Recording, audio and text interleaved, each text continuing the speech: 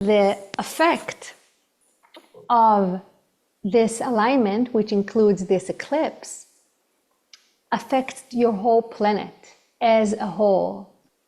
There is a difference based on where you are on the planet. However, the path of totality is not coincidental. So it provides the filter where the filter is needed the most.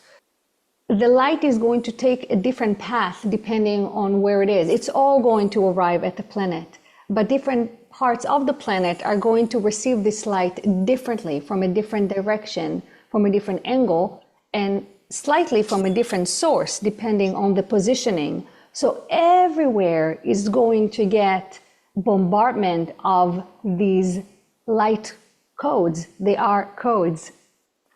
And the filter, which what the eclipse is, the path of totality, is where this filter is needed the most. A good example would be you putting sunblock if you are outside in the sun during the day. However, if you're outside in the sun an hour before sunset, you don't need sunblock. That is the equivalent, but you're still getting rays of sun. How would you define a light code? Information encoded in a dimensional shape. So what you see is, when we talk about light code, you can think of sacred geometry and you can see a shape. Now imagine that this shape, instead of being made out of matter, it's made out of pure consciousness, pure light.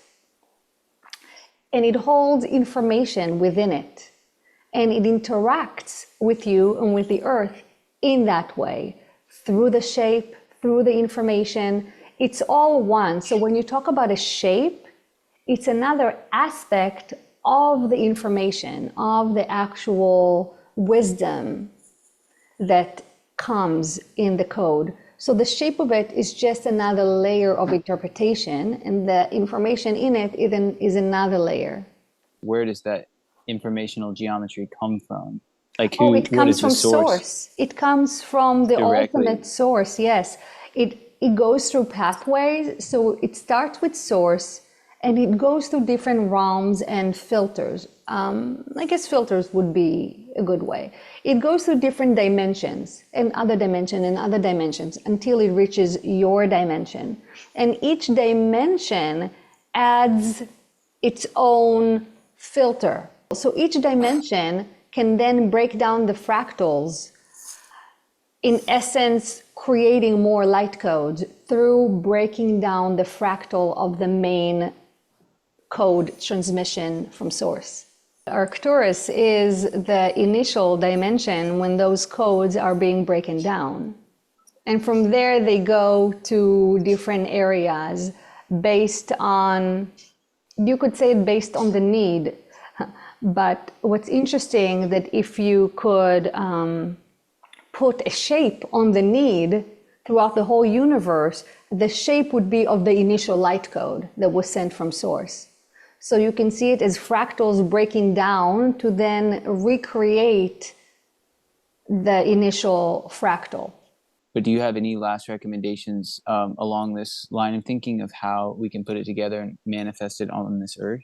We do have one important recommendation. Although you do not have to be in the path of totality, and you do not have to lay outside in the unfiltered sun, we do recommend you having a direct connection with the outside while the eclipse is happening. And not only the few minutes of totality, we recommend anywhere between an hour and a half to 2 hour window, as much of it as your life allows, if you can spend this time with connection to the outside. So this can be by a window, this can be in a balcony, this could be completely outdoors, whatever makes sense to you. But we do suggest a direct connection with the outdoors during that window where the eclipse is passing by. And again, it doesn't have to be just those few minutes. You can extend it as much as your time allows you to extend it, whether you're meditating or doing yoga or listening to music or looking at birds, whatever you can do with connection to the outside. Thank you so much, Hathor. You're very welcome.